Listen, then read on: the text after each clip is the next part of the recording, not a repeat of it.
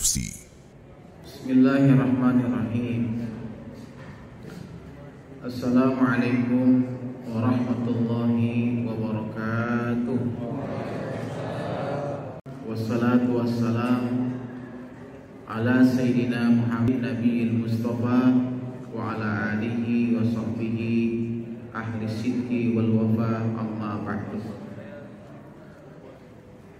Faqala ta'ala fi kitabihil karim, a'udzu billahi minasy syaithanir rajim. Ya ayyuhalladzina amanu taqullaha wa kunu ma'as shadiqin. Hadirin wal hadirat jamaah salat tarawih Masjid Al-Muhajirin rahimakumullah. Alhamdulillah, kita bersyukur kepada Allah Subhanahu wa taala yang telah menyehatkan tubuh kita dan yang telah meringankan langkah kita untuk hadir di masjid yang mulia ini.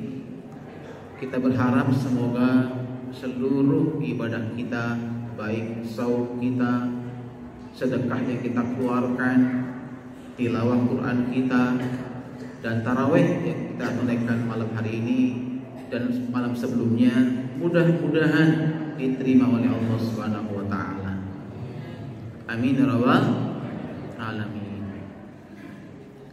Ini baru malam yang ke-5. Betul ya? 5 6. Masya Allah. Tapi saya lihat jamaah udah mulai maju gitu ya. Masya Allah. Malam pertama, malam kedua sampai keluar-luar. Betul? Mudah-mudahan ini adalah orang-orang pilihan Allah Subhanahu wa taala.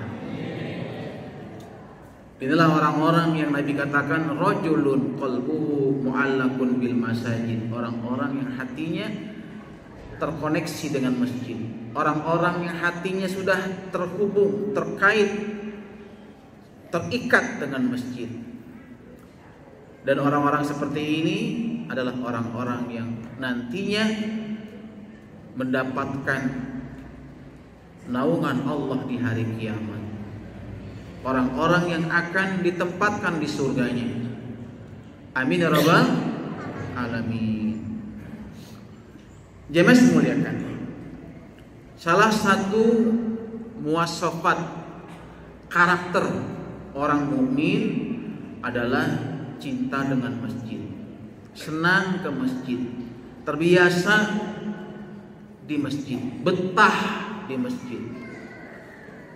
Iza ra'aitumur rajula ya'tadul masjida fashhadu lahu bil iman. Apabila kamu melihat orang yang sudah terbiasa ke masjid, fashhadu, saksikan, itulah orang beriman. Ini kata Nabi. Di Nabi memberikan salah satu statement, memberikan pernyataan bahwa di antara ciri bahwa orang itu benar imannya adalah jika orang itu sudah terbiasa ke masjid.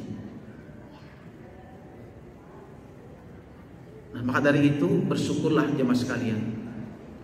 Bersyukurlah kita kepada Allah di saat hati ini sudah ada rasa rindu dengan masjid. Hati ini sudah ada rasa mahabbah, cinta dengan masjid. Hati ini sudah ada hubungan yang kuat gitu dengan masjid, sehingga gak enak gitu rasanya kalau kita sholat di rumah gitu. Dan Allah hadirkan Ramadan, di mana bulan ini beda nuansanya gitu. Sehingga kalau ada orang Islam yang selama ini nggak pernah ke masjid, kalau ada orang Islam yang selama ini di luar Ramadan jarang ke masjid, malas ke masjid, dan ketika Ramadan hadir tetap saja nggak juga ke masjid, lantas harus menunggu bulan apa gitu.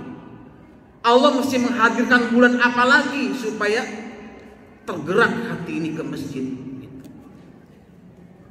Ketika orang-orang berlomba-lomba beramal soleh, berlomba-lomba membaca Quran, berlomba-lomba bersedekah, berlomba-lomba ada yang beriktikaf.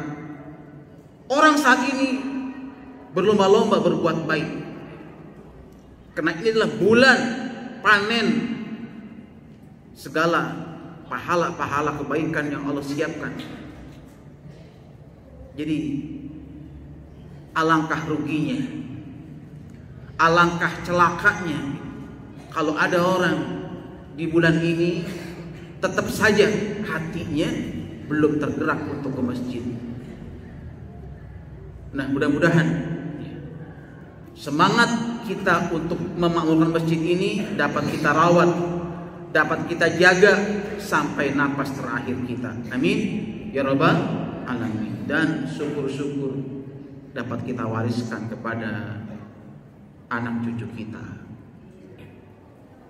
Ini kita nih banyakkan yang hadir dan tua-tua. Ada yang udah 67 tahun ya Pak ya? Betul Pak? 67 ya. Sedikit sekali di sini saya lihat yang anak muda, yang usia-usia SMA, SMP, apalagi sedikit sekali. Banyak di sini yang usia-usia sudah lanjut usia. Yang cepat atau lambat kita semua akan dipanggil sama Allah Subhanahu wa taala. Betul? Betul Pak? Coba, kemarin masih ada di sini Pak Haji Prio, ya, masih ada dulu Pak Edi, masih ada dulu di sini teman-teman kita. Kalau udah pada nggak ada, udah pulang ke rahmatullah. Pak Bambang, ya, dan banyak sebelum-sebelumnya dulu hadir di sini bersama-sama kita. Tapi lihat, saksikan hari ini mereka sudah nggak ada. Dan mungkin besok, lusa, bulan depan, tahun depan kita yang dipanggil sama Allah. Satu persatu jamaah ini akan balik pulang kepada Allah. Dan siapa yang meneruskan kalau bukan anak cucu kita? Maka kewajiban kita sebagai ayah, kakek, mengajak anak cucu kita ke masjid. Ajarkan mereka untuk cinta dengan masjid. Tuntun mereka untuk sholat ke masjid. Dan bikin mereka nyaman di masjid, betah di masjid. Coba saksikan hari ini, jamaah sekalian, kemana anak-anak muda kita kalau malam? Di mana adanya? Kalau malam, saya saksikan tuh sepanjang jalan tuh banyak kafe, banyak warung-warung kopi di pinggir jalan. Dan parkirannya penuh. Betul tidak? Siapa yang ngisi? Anak-anak muda jamaah sekalian. Gak ada kakek-kakek kan? Kebanyakan itu yang nongkrong di situ, ngopi di situ anak-anak muda, usia-usia belia. Mereka betah di situ. Masuk dari jam 8 malam, pulang jam 10 malam, 2 jam di warung kopi. Ya? Salah siapa? Mereka lebih memilih warung kopi ketimbang masjid di malam Ramadan. Bayangin coba. Mungkin di luar Ramadan biarlah ngopi, nongkrong di kafe. Ini Ramadan, malam Ramadan tuh beda dengan malam-malam yang lain di luar Ramadan. Tapi mereka tetap saja ketika Ramadan hadir nggak bergerak ke masjid, tetap saja mereka lebih memilih warung kopi, lebih memilih kafe favoritnya untuk menyiapkan generasi-generasi yang akan memakmurkan masjid ini. Saat kita mengajak anak kita ke masjid, kita harus ajari mereka adab untuk masuk rumah Allah, gitu. Ajari mereka. Jangan sampai mereka di sini nanti malah ngerusak ibadah kita, gitu. Jangan sampai mereka di sini nanti justru bikin kita nggak khusyuk, ya. Maka dari itu penting, ya, Mereka sejak kecil diajari tentang adab-adab di rumah Allah, adab-adab masuk masjid. Nah, paling sedikit kalau kita kaji itu ada 8 adab masuk masjid. Saya singkat aja ya. Pertama, berdoa. Berdoanya itu bukan hanya masuk masjid, keluar rumah saat menuju masjid udah doa sama Allah. Doa supaya kita itu jangan sampai ria masuk masjid. Doa jangan sampai ada ujub. Mohon maaf, kalau kita nggak doa sama Allah, bisa jadi kita jadi ria masuk masjid, merasa paling suci, paling soleh. Maka ketika kita keluar rumah, mohon sama Allah, ya Allah, saya akan ke rumahmu ya Allah, semata-mata karena Engkau ya Allah. Hilangkan di hati ini ria, ujub, begitu ya. Dan ajarkan itu ke anak kita. Nah, ayo kita ke masjid, nah, niat karena Allah dan ayah ya. Begitu sampai depan masjid, anak kita dituntun, nah kita akan masuk rumah Allah. Yuk doa bareng, yuk baca doa bareng-bareng. Baca Bismillahirrahmanirrahim. Bismillah, Allahumma sholli ala Muhammad. Jadi bismillah dulu, sholawat dulu. Bismillah, Allahumma sholli ala Sayyidina Muhammad. Allahumma ftahli abwaba rahmati. Nah itu, ajari itu ke anak kita ya. Dengan begitu kita dapat 2 pahala. Dapat pahala memakmurkan masjid, dapat pahala tarbiyatul aulad, mendidik anak. Kelak kalau kita meninggal dunia, selama anak kita sholat di masjid, kita dapat pahalanya. Tiap anak ke masjid, kita dapat pahalanya, meskipun kita sudah meninggal dunia.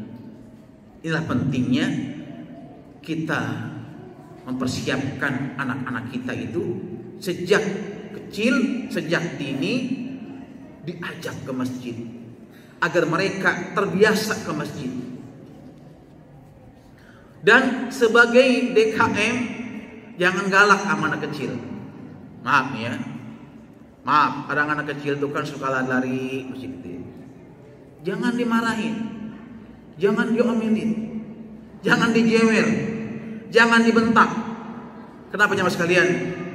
Mungkin dia di rumahnya sempit, rumahnya cuman rumah petak, cuman ngontrak. Di rumah itu dia nggak bisa leluasa lari sana kemari. Begitu masuk masjid, dia lihat luas lapang, dia lantas lari sana lari sini. Jangan dimarahin, jangan dibentak. Kalau mereka dimarahin, dibentak, entar dia kapok, nggak mau ke masjid lagi. Betul? Betul? Nah, kata anak itu betul katanya tuh. Kata bocah tanya betul katanya tuh. Iya bang, ya. Karena emang dunianya anak-anak itu dunia bermain. Makanya Hasan dan Husain, cucunya Rasulullah, ketika ke masjid itu nggak langsung sholat. Justru ketika Rasulullah menjadi imam di Masjid Nabawi, Hasan itu bukan sholat, malah naik di punggung kakeknya Nabi kita Muhammad SAW. Dan Nabi sujud panjang sehingga sahabat khawatir kalau Nabi itu mengalami sesuatu, karena panjang betul sujudnya. Dan Nabi sujud panjang itu karena memberi kesempatan kepada cucunya agar puas bermain-main di punggungnya. Itu fakta sejarah bahwa anak itu memang ya begitu. Jadi kalau anak kita bawa ke masjid, belum benar sholatnya, tengok, ya kadang-kadang sujudnya nggak bangun-bangun, biar aja. Emang begitu tuh anak tuh, ya. Kadang begitu udah mau atahiyat, dia baru datang atahiyat, ikut atahiyat aja dia. Ada gitu? Ada gitu. Ya, ikut takbir, habis takbir dia ke sana, lari ke sana. Begitu udah mau salam, ikut at-tahiyat. Itulah anak kecil kayak gitu. Ya. Biarkan dia begitu seperti itu. Nanti juga akan berubah pada saatnya. Nah, begitu sudah masuk masjid, udah berdoa, ajak mereka sholat 2 rakaat. Itu sholat sunnah, tahiyatul masjid. Ini adab yang ketiga. Ya. Kalau waktunya mepet, langsung qobliyah. Misalkan qobliyah isya atau qobliyah zuhur. Karena dengan qobliyah itu otomatis sudah masuk sholat sunnah tahiyatul masjid. Ya. Ya. Jadi masuk masjid ini karena ini rumah Allah, itu nggak langsung kita duduk, sholat dulu. Ya. Itu sebagai salah satu adab sunnah yang Nabi contohkan kepada kita. Saat Nabi khutbah Jumat, ya kan, ada sahabat datang terlambat, dia langsung duduk, nggak sholat sunnah. Nabi tegur agar dia sholat sunnah dulu. Jemaah semuliakan. Kemudian setelah dalam masjid, pesan ke anak kita, nah ini rumah Allah. Ya, di rumah Allah ini Nabi menyuruh kita untuk ibadah, perbanyak zikir, istighfar, sholawat, baca Quran sambil nunggu imam datang, ya, supaya anak kita itu nggak main-main, dampingin. Kan yang masalah itu kenapa anak itu main-main? Karena ayahnya nggak ke masjid, ya, anaknya disuruh ke masjid, bapaknya di rumah, sehingga tuh bocah nggak ada yang ngawasin, betul nggak Pak? Iya, anaknya tuh, ayah tuh mau ke masjid, bapak di rumah. Waktu bocah akhirnya bercicilan tuh di masjid, ya. Yang kesel siapa? Kita. Ini anak siapa sih ini? Begitu kan? Betul. Maka ayah yang baik itu bukan hanya bisa nyuruh ke masjid, tapi dia menjadi contoh langsung, menuntun anaknya ke masjid dan didampingi sebelahnya. Ya, ayo nak, sambil nunggu imam kita istighfar, astagfirullah. Begitu. Ajari mereka supaya istighfar. Ya, sampaikan sholawat sama Nabi, bertasbih. Nah, subhanallah. Jemaah semuliakan. Kemudian bagi kita yang sudah dewasa, ya, kalau sudah selesai sholat, ya, jangan sampai kita gibah di masjid. Ini adab. Jangan sampai kita membicarakan DKM misalnya. Ini DKM kemana yang ada kelihatan? Begitu. Namanya doang ada tuh, bendahara.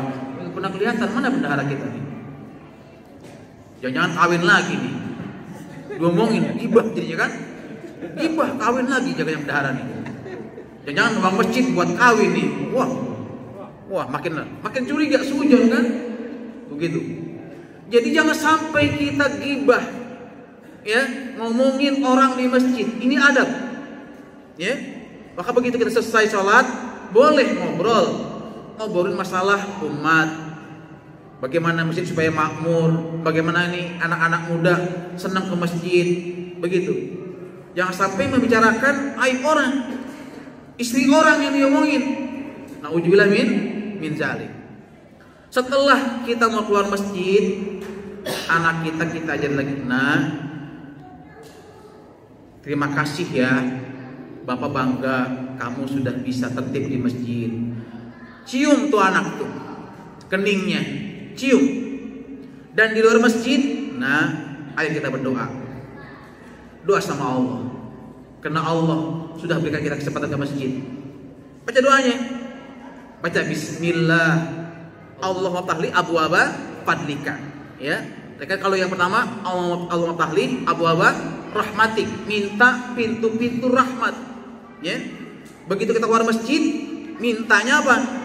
Pintu-pintu karunia Allah, pintu-pintu karunia-Nya. Di masjid ini kita mengharapkan rahmatnya, kasih sayangnya, cintanya. Begitu keluar masjid, mohon sama Allah supaya Allah anugerahkan karunia rezeki kepada kita. Subhanallah, indah betul jamaah sekalian. Kalau seluruh ayah bisa begitu kepada anaknya, ini adalah ya sesuatu yang mahal jamaah sekalian saya muliakan. Ini yang saat ini langka diajarkan ke anak-anak kita. Maka dari itu belum terlambat. Ustadz, anak saya udah gede, gimana nih cucunya? Anak saya udah SMA, udah SMP, tetap kita ajari mereka, ya. Nah, ini barangkali kultum dari saya, mudah-mudahan bermanfaat. Kita mohon kepada Allah, semoga anak cucu kita Allah tumbuhkan di hatinya kecintaan dengan masjid. Amin. Dan semoga kita semua yang hadir di sini termasuk orang-orang yang rajulun qalbuhu mu'allaqun bil masajid. Amin ya rabbal alamin. Demikian, mohon maaf atas segala kekhilafan. Assalamualaikum warahmatullahi wabarakatuh.